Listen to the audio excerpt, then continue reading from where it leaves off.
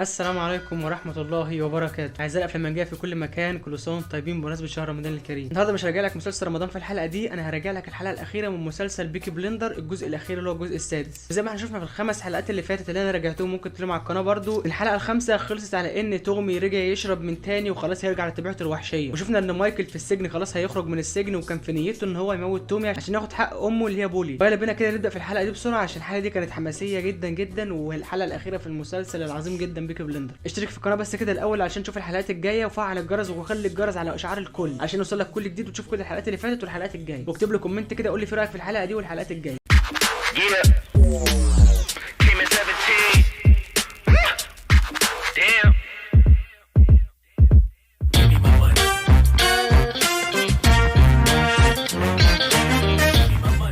الحلقه الاخيره بتبدا وبنشوف ان مايكل خرج من السجن، وكل الناس بتقول له انت ايه اللي هتعمله دلوقتي، فبيقول لهم ان انا هنتقم من توماس شيلبي. وبنشوف بعد كده ان العلاقه بين ليزي وبين تومي اتوترت جدا بعد ما باظت الحلقه اللي فاتت، فبتقرر ان هي تمشي وهتسيب البيت وتاخد ابنها معاها وتروح تقعد في حته ثانيه. وتومي كمان بيكون بيقرر ان هو يسافر ويروح لندن علشان يخلص شغل هناك، ويكون كل مهمه تومي دلوقتي ان هو يامن مستقبل دول، يامن مستقبل عيلته ويامن مستقبل ابنه وابنه الثاني ومراته. بيودعهم تومي، بيكون مشهد حزين جدا وهو بيودع ابنه، وابنه بيقول له انت كنتش موجود معانا اصلا من الاول والكلام ده كله. وبنزعل اول لما بنعرف ان تومي عنده السل، وخلاص ارثر عرف ان تومي عنده نفس المرض اللي عند بنته لما ماتت بيه. المشهد بيكون مؤثر قوي بين تومي وبين ارثر، وهو بيودعه بيقول له انتوا كلكم هتسيبوني وتمشوا وهتموتوا. وبجد بجد يعني اداء ارثر في الموضوع ده وفي المشهد ده كان مخليني متاثر جدا باللي بيحصل. تومي بيقرر ان هو يجمع كل الرجاله اللي في عيله شيلبي في الحانه بتاعتهم علشان يقول لهم هيعملوا ايه والخطط بتاعتهم الجايه. بيكون من ضمنهم بيلي اللي هو خاين تومي مع جاك نيلسون زي ما احنا شفنا في الحلقه الخامسه اللي فاتت. بيحس في كلام بيلي كده ان في حاجه غريبه، وتومي اصلا بيكون متوقع ان بيلي هيخونه. بيقرر ان هو يطلب من رجالته ان هم يروحوا البيت بتاعه القديم اللي هو الفيلا الكبيره دي، وياخدوا منها كل حاجه ويعملوا فيها حفله ويهدوا الفيلا دي خالص. وطبعا بيعرف بيلي ان الميعاد بتاع الحاجات ده كله هيكون يوم الاحد. بنشوف بعد كده ان مايكل وصل عند الحانه اللي كانت في الحلقه الاولى خالص في الجزء ده اللي كان تومي قاعد فيها، وبيكون هو برجالته ومستنيين تومي جايب طياره علشان يفرقعوا له القنبله دي في عربيته. بيكون اصلا عايز ينتقم من تومي زي ما وصى بولي اللي هي امه. وفعلا بيروح هناك وبيوصل عند الحانه، وبيكون تومي لسه جاي في الطياره في الجو، وبيقوم جاي مايكل حاطط القنبله في العربيه اللي تومي هيركبها عشان تفرقع بيه ويقضي على تومي. بنشوف بعد كده ان ابن تومي ومعاهم كمان الواد بيلي رايحين عند البيت بتاع تومي عشان يعملوا الاحتفال زي ما تومي طلب منه. لكن بنلاحظ ان هم عارفين ان بيلي كان بيخونهم اساسا، وبيقرروا ان هم ينتقموا منه. وبتدور مشكله بين ابن تومي وبين فين اللي هو تبع عيله شيلبي، وبتنتهي ان ابن تومي بيقتل بيلي، وبيقرر ان هو يبعد فين عن عيله شيلبي تماما. بعد كده المعركه اللي دارت بين ارثر وبين دامينيل ورجالتها في الحانه، والخداع اللي كان يحصل لارثر ويموت، لكن ارثر كان دماغه شغاله على طول. بيحصل موقف كده رغم ارثر بيتضرب وبيتغدر بيه لكن بيقتلهم كلهم. وبنشوف بقى قوه ارثر وذكاء ارثر اللي احنا كنا متعودين عليه في كل الاجزاء اللي فاتت وكنا محرومين منه في الخمس حلقات اللي فاتت دول. وبكده بيكون ارثر خد بطار بولي عمته اللي كانت ماتت على ايد الجماعه دول. شوف بعد كده ان تومي وصل عند الحانه هو ومايكل، وبيقعد مع مايكل بيتكلم معاه، لكن مايكل بيقول له يلا عشان نمشي ونروح نخلص الصفقه اللي احنا جايين نعمل. ومايكل بيسيب تومي في العربيه اللي فيها القنبله واللي بيحطها، وبيخش جوه علشان يستنى ما القنبله تفرقع وتموت تومي. وفعلا القنبله بتفرقع، وبيكون مايكل قاعد في الحانه جوه بيشرب وبيستنى ان تومي خلاص يكون مات، وبيكون بيقول لبولي انا خدت لك حقك اللي انا وعدتك بيه. يخرج بيلاقي ان تومي لسه عايش، وان العربيه اللي فرقعت هي عربيه الرجاله بتاعت مايكل. وبيعرف ان مايكل اتخان بسبب راجل من رجاله تومي، غير القنبله اللي كانت محطوطه في العربيه بتاعه تومي حطها في عربيه الرجاله اللي وراه. بعد كده تومي بيروح جاي بيتكلم مع مايكل وبيفهم وجهه نظره ايه، وبيروح جاي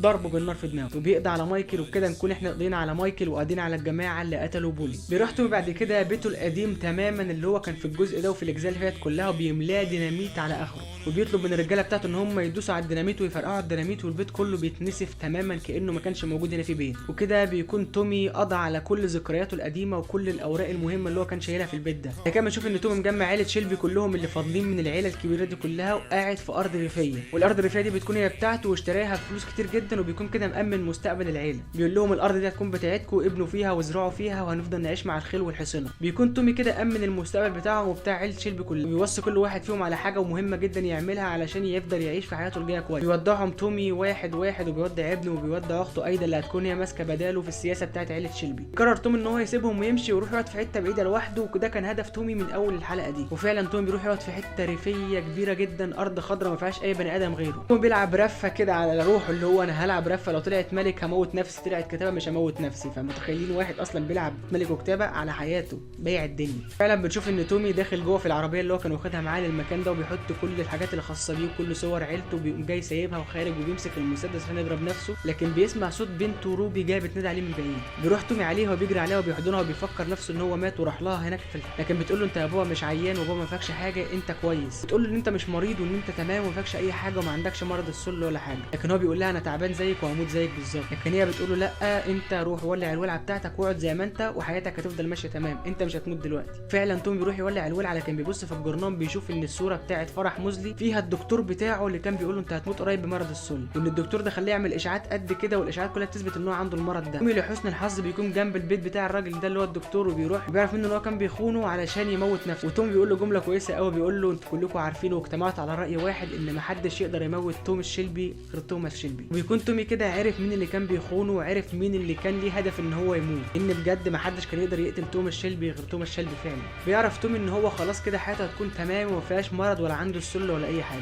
بيكون لسه هيقتل الدكتور ده لكن بتضرب عنده الساعه بتاعه الجرس وبيعرف ان ده وقت السلام وقت المعاهده ومفيش اي حاجه تانيه يعملها وحشه في حياته. بيمشي توماس شيلبي بالحصان بتاعه في الارض، وبعد ما كل حاجه في حياته انتهت ورجعت حياته للصفر تاني طبيعيه، بس امن مستقبل اولاده وامن مستقبل كل عيله شيلبي. لكن في سؤالين كده، هو ايه مصير موزلي اللي احنا كنا مستنيين نعرفه من الجزء اللي فات اللي هو الخامس وما بانش في الجزء السادس؟ يعني الجزء الخامس كان منتهي ان تومي عايز يموت موزلي ويغدر بيه، الجزء ده ما بانش اي حاجه خالص ان هو كان عايز يغدر بيه ولا عايز يموته وما شفناش النيه دي خالص. طب ايه مصيره بعد ما هو بقى رئيس الوزراء دلوقتي وعمل فرحه والدنيا بتاعته بقت تمام؟ هيحصل له ايه؟ الجنب التاني جاك نيلسون احنا ما سمعناش عنه كتير قوي في الجزء ده وبرده ما فهمناش نوايا ايه وايه مصيره، وبالذات بعد ما بيلي اتقفش ان هو كان متفق مع جاك نيلسون على قتل ارثر وقتل تومي برده ما عرفناش هو ايه اللي هيحصل وراح فين يعني الدنيا هتبقى ماشيه ازاي. يعني اللي انا فهمته من الموسم ده لحد دلوقتي كده ان هو كان المفروض يبدا بقصه ثانيه غير القصه دي. يعني انا شفت في الموسم السادس اللي هو الاخير ده ان القصه كلها بين مايكل وبين تومي وبين جاك نيلسون ان هم عايزين يعملوا صفقات، لكن مايكل عايز ينتقم من تومي علشان بولي ماتت بسبب تومي. في الحقيقه ما ماتتش بسبب تومي ولا حاجه، يعني الموضوع كان عادي. يعني المسلسل كان المفروض يمشي في اتجاه ومشي في اتجاه تاني خالص، والنهايه بتاعته انتهت هي حلوه وكل حاجه بس انتهت وسايب لنا اسئله مفتوحه يعني مش عارفين اجاباتها لحد دلوقتي. يعني ايه مصير ده وايه مصير ده وايه اللي هيحصل انا مش عارف. الموسم ده والحلقه دي بالذات تقييمها ممكن يكون بالنسبه لي 9.5 من 10، لكن الموسم ده لو هنقارنه في الدراما بتاعته والحوارات بتاعته بكل المواسم اللي فاتت فهو ياخد 9 و6 او 9.7 من 10 بسبب الدراما اللي فيه بالذات. لكن لو على مستوى الاكشن ومستوى القتالات والكلام ده كله والحاجات اللي احنا متعودين عليها في الاجزاء الخمسه اللي فاتت فهو ممكن ياخد 8 من 10 اقصى حاجه، لكن كدراما لا 9.5 9.7 من 10. وحاجه كمان، توم هاردي اللي هو طالع بدور ألف سولومنز في المسلسل ده في الموسم ده بالذات كان ايه دوره؟ كل اللي استفدناه منه ان هو رجع لمكانته الطبيعيه اللي كان فقدها في الاجزاء اللي فاتت، بس غير كده كان دوره اداء شرفي بس عشان كل الناس عايزين توم الشيلبي مع توم هاردي. ولكن في النهايه دي كانت الحلقه الاخيره من مسلسل بيكي بلندر وبينتهي المسلسل للابد بمواسمه الست. شكرا توم الشيلبي، شكرا ارثر، شكرا لكل عائله شيلبي على ال6 مواسم دول، توحشونا جدا والله، وايام كانت جميله معاكم في الحلقات دي كلها وايام ما انا بتفرج على المسلسل اصلا من اول جزء. السنه دي كده ودعنا مسلسلين من اكتر المسلسلات اللي كانوا محققين شعبيه كبيره جدا. ودعنا مسلسل ذا لاست كينجدم ودلوقتي بنودع مسلسل البيكي بلندر، فاضل مسلسل واحد بس السنه دي ونبقى ودعنا كل المسلسلات اللي بادئه بقى لها سنين طويله، هو مسلسل ذا ووكينج ديد في الموسم ال11 والاخير بتاعه اللي هينزل في شهر 11 لمده 8 حلقات.